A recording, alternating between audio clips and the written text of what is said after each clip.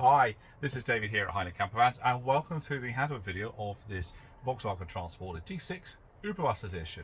So we're going to take you around and show you the primary control functions of the vehicle, helping you get to grips for your first few adventures away. So we're going to cover things like putting water in, how to use the heating system, and how to put the roof up and down correctly. Now what I do recommend is that you potentially bookmark this video for later use, maybe download it to your device. So if you're out and about and you get a little bit stuck and you just need some help, then the video is on hand here to help you out. All that's left for me to say, I hope you enjoy the video and I'll catch you at the other end.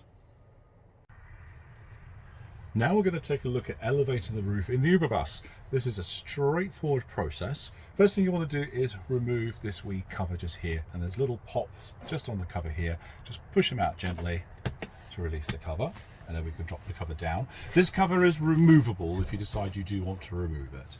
So underneath here you have got your two main lifting handles. There are two safety catches on either side, and then you have the main lock mechanisms on either side here as well. So first things we're going to need to do is we're going to make sure that the canvas has been unrolled. There is an option here to wind the canvas up and then stow it like so for traveling purposes. So in this case we're going to make sure it's unfurled, so that's now unfurled. We're going to release the safety catches. So there's a catch on either side, and all you do is they're like seat belts. You push the button and release the catches. That's the two safety catches. And then further on inside, there are two wing latches on either side. Now flip the wing latch up into the vertical position like so, and then just twist them to loosen them off. And they should then go loose like so. There is a magnet located either side, and these then just flip up and stick to the magnet. It's important to make sure they are flipped out the way for the magnet, so that means when the roof comes down you don't accidentally trap the canvas on the hinges just here and here. So once this is all done, it's a case of give the roof a good push and up she goes. So give it a second to let the roof settle. That's the roof now settled. So you can see here, this is where you can, if you want to remove this, so it unscrews here, but for stowage purposes you can just stow it out the way and then use the Velcro just here and clip it like so, and that stows out the road. And then we can now finally lift the top deck, and that there is the roof in the upright position. Now for bringing the roof down, okay, what we need to do is we need to drop the top deck down. So this bit up here needs to be lowered down, okay. So I'm just going to take the camera manually here for this part. So we need to drop this frame back down, and then we're going to lower the roof by using these two handles here.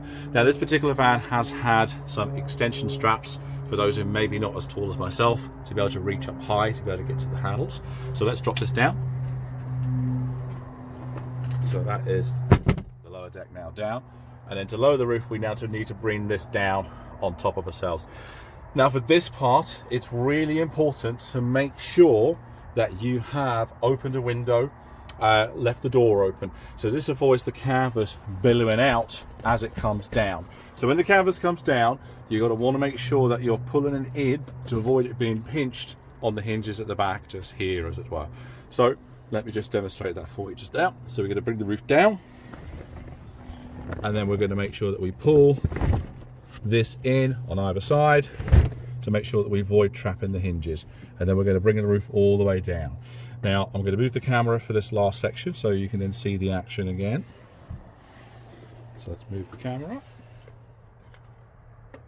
Okay. And then we're going to bring the roof down. Make sure that it's all clear on either side. And there we go, that's now the roof down.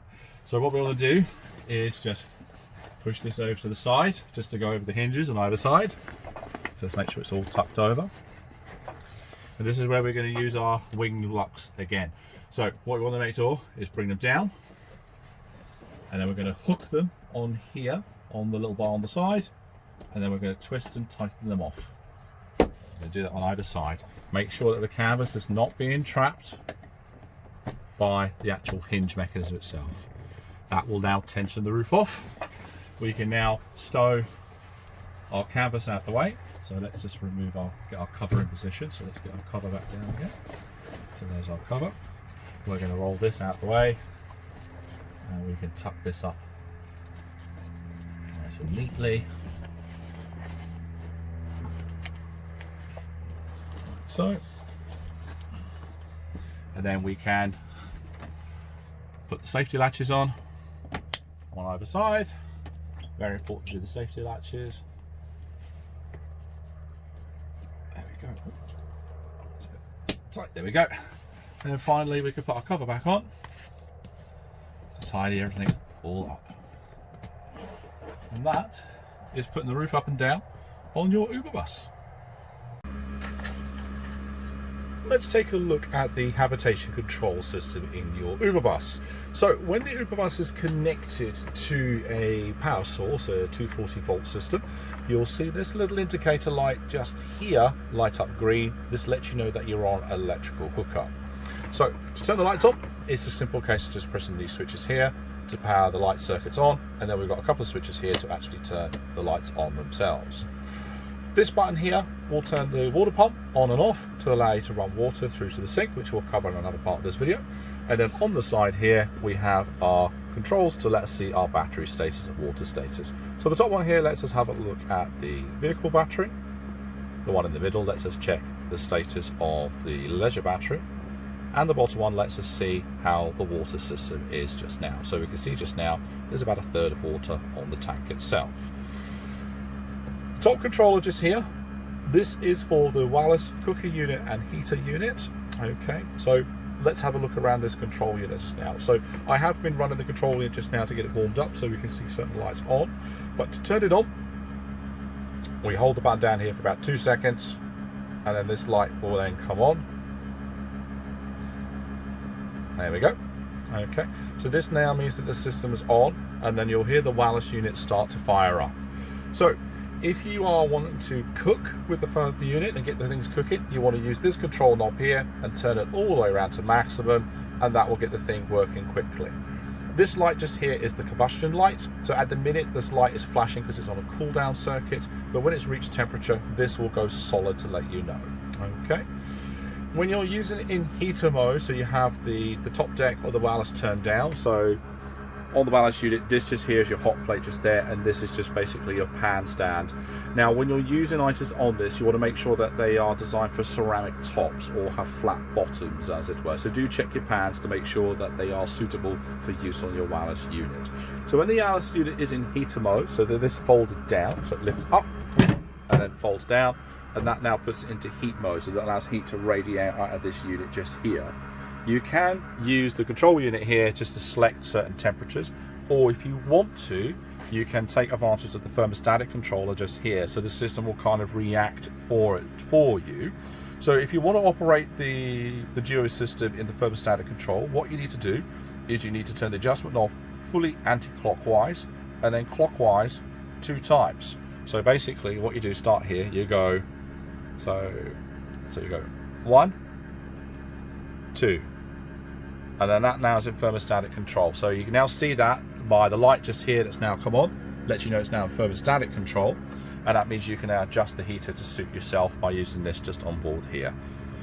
To switch the system off, all you need to do is just hold this button down here to power the system off. Give that a few moments to power off. There we go. Now this red light will continue to flash to let you know that the system is cooling down, and the wireless unit will continue to function in the background for a few more minutes, obviously just to let you know that it is running a cool down cycle. Now the wireless unit does obviously use fuel from the diesel side because it's a diesel system, so you do need to make sure there is plenty of fuel on board, and if you are operating the vehicle off-grid, you do need to make sure there's plenty of voltage in the battery system as well. It won't operate if the voltage of the battery is too low, because it does need the electric side of things obviously to operate as well. Now do take care when you are using the cooker element that this part just here is the bit that goes hot, and unlike a hob ring at home, it doesn't glow red to let you know it's actually hot. You can definitely feel the heat coming from it, so obviously just bear in mind that when you are using this device, just to be careful and be safe. There is a safety cut just here. Okay, so this tells the wireless unit when the top is shut, so it switches into its heating mode as it were, and it's fully automated. So that just lifts, as I said, drops down, and then you'll get heat radiate around the unit itself. It's a very even heat unit on board, as it were. Now, if the unit hasn't been run for a while, it is worth pointing out that you might get a slightly sooty smell from the diesel side of it. That is perfectly normal behaviour. All the ballast unit is doing is just burn off any extra carbon, clean itself out, and then it will start running at peak efficiency. Now, there is a full owner's manual with this van for the ballast unit, which will give you a bit more technical information about use, but that is it in a nutshell. Fairly straightforward unit to use. Let's take a look at how to run the sink in the kitchen unit of your Uberbus. So first things first, you're going to want to make sure that you have turned the water pump on, which is this switch here, but do make sure that you have water in the tank, and don't forget you can check the water level by pressing the button here to see the indicator there of how much water you've got on board. So let's turn the water pump on. We're then going to move over to the sink unit. It's going to take the cover off, and then there is our Belfast sink. So we raise the tap, and then to run water we just turn the controller on, and that there is water coming through the unit itself. You can adjust the flow by using the control switch like so, and then if you want to switch it off, we just turn this off, down like so, and that stops the water flowing through. Got a little plug to go into there for filling the sink up. Don't forget that this is a cold water unit only. It doesn't provide any heat. If you want hot water for your sink, then recommend you boil some water first with the ballast unit, and then do your dishes through this there, as it were. Then for winterization, what you do need to do is obviously drain out the fresh tank. The easy way to do it is to run the water through the tap until this splutters dry. Let it run for just a few more moments to make sure all the water is out. And then what you want to do is stow the tap, but leave the tap open. Switch the pump off, leave the faucet control open, and that just allows any moisture to escape through the tank. And that there covers the kitchen sink in your Uberbus. So how do we put water into the Uberbus? That is straightforward. We open the tailgate at the back, and at the back of the van on the driver's side we are going to see this. This is the fill point for the fresh water supply, and the fresh water tank itself lives under this flap, which we'll cover in a little moment. So I've already unlocked this, so you just turn and release the unit, take the cap out of the way. Then what you want to do is then take your water hose, whichever choice of hose that you have, and then you want to insert that into the vehicle and then run water into the van itself. Now, there is an overflow pipe at the very bottom of the van, which is just down here. Okay, so when you're overfilling the van, you may see water rush back through here, but you may see water start to spill at the bottom. That's your cue to fill off. Now, if you're not too sure how much water is in the tank, don't forget that you can check the level on the habitation control as shown in another part of this video. So once you're done, then you want to remount your cap, turn, and if you wish to lock it, you can lock it. Now, hiding under here, there is a service hatch to allow you access to the water tank to get to the motor and pump units. This is more for technician access rather than for user access, but this just lets you know what is there if you're curious to have a little look. Now, for draining your tank for winter purposes, you can either run it through the tap, or there is actually a physical drain underneath the vehicle itself. So let's show you where that hides. So this is the tap just here. So we pull this down, and then we can undo the tap. So open the tap up, and that lets water then drain out from the tank. Now, I do recommend that at the end of every trip that you do drain your water out of your tank, just so the water doesn't go stagnant, and definitely as part of your winterization, you want to empty out your freshwater tank. Don't forget, when you first empty the tank, to run the pump and the sink tap to make sure you've removed any last water trapped in the system itself, as you saw in another part of this video. How do I hook up my Uberbus to an electrical power source? So, under the bumper on the driver's side, you're going to see this little white cap hiding here. Now, this here is your 240 volt hookup point for your van. And this allows you to run your van on a hookup point, power it from home to help charge the batteries up. So this is where it's located. So what you need to do is you need to take the cover off first, give it a little wiggle. It has a little attachment staying, so it just hangs free. And then you want to take your hookup cable and then just plug it in. Now, this flap goes behind the bumper. You just wiggle that in, there we go, and then up until it clicks, and that there is you then connected to your 240. Now, as I mentioned in another part of this video, if you check the habitation control panel, you should have a little green light that lets you know that you are hooked up successfully. Tucked away in the wardrobe of your Uberbus, you are going to see these 3 boxes.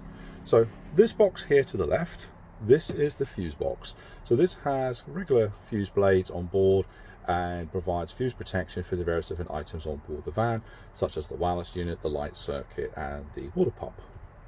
The one in the middle here, this is your RDC fuse box. So this has the breaker switches for the various circuits and the test switch if you have the van on electric hookup. You just lift the plastic cover here and that will allow you access to those boards. Now I do recommend when you have the van hooked up, do check the circuits just to make sure this is tripping correctly. And I'd always recommend that you check the breaker switch at the other end on the campsite or wherever you're hooked in, just to make sure that that is tripping correctly. In an ideal scenario, you don't want your van to be the absolute last line of defense. You want that power circuit to break early just to be on the safe side. The black box at the end here, this is the battery charger control unit. Now you don't actually need to do anything with this. This is a self-contained unit, but you do know it's functioning when you see the little green light on down the bottom there. That lets you know it's on hookup and it's receiving power. And again, that hookup light is also on the habitation control panel, which is located just here in the center, and it lets you know that you're also on electric hookup on board as well. Now the battery charger also is in control of the solar panel that's on the roof of this van. Now the solar panel is there to provide limited trickle charge to the electric battery circuit. It's not there to provide an additional source of power. You can obviously upgrade these systems as you go along, but I would always recommend see how you go, and if you do decide you want more solar, bigger batteries, that is something that you can talk to our workshop about. Now let's take a look at the cool box that's fitted to the Uberbus. So the cool box is located here, just next to the wireless unit and just by the habitation control. So this is just a simple case of just lift up the panel here to allow access into the fridge unit. So the fridge unit is controlled by this thermostatic switch just here. So when the switch is all the way round, like so, to the 12 o'clock position, just there, that means that the switch is off and the fridge is also now off. To put the fridge on, it's a case of just turn it on like so, and then twist it around to provide as much refrigeration as you required. Now, the fridge unit here runs on the 12 volt. It'll also run on the electric hookup side. And when the vehicle is running, it'll also have, it will receive power from the vehicle alternator also to run the box. So if you're driving from point A to point B and you've got cold goods inside the fridge that you want to keep chilled, you can put the fridge on while the van's running. You don't need to have the habitation circuit on. This runs on its own individual circuit itself, as it were. And that covers the fridge. Let's take a look now about how to put this rib seat down into bed mode. So what you need to do in order to be able to use the bed, you do need to slide it and fold it into the position that you want it to do. Now the easy thing to do is to slide it forward a little bit. There are 2 lever controls located to the side, one here and one lower down. We're going to use the lower down one to slide the seat to the position where we want it to be. And then we're going to use this controller located on the side to flip this seat up. Fold it all the way around like so, and then lock it off. This bar just here will allow this seat to lower, so we're going to lift the bar and then lower this seat down. And then finally we have this seat here which we can then lower down as well to make it flat, and that's controlled by the lever down. So we push that down, drop that to the position that we want it to be. It's probably a little too low. There we go. And then we can then slide the bed backwards or forwards to whatever position we want it to be in. Now, to put the bed away, you can tip this up if you so wish to, or if you want to leave it in place as a shelf, that's entirely up to you. In this case here, I'm going to want to raise it. Then we just lift this portion up. And then finally, using the lever here, flip this back over. And then if you wish to return the seat to a further back position, the lower controller to slide the seat into a different position. And that there is how to put your rib bed up and down in your Uberbus. So that was a handover video for the VW Transporter Uberbus. I hope you guys found it useful and it helps you out on your first few trips away. Don't forget, myself, David, and the rest of the team at Highland Camper Vans are on hand to help you out if you get a little bit stuck or need some help and advice when you're out and about. As I said at the start of the video, I do recommend that you potentially bookmark the video, maybe save it to your device for future reference, but this video will stay on our YouTube channel and you can always access it any time. All that's left for me to say is that we wish you many happy miles motoring in your new van, and we look forward to seeing you again at Highland Camper Vans. My name's David. Bye for now.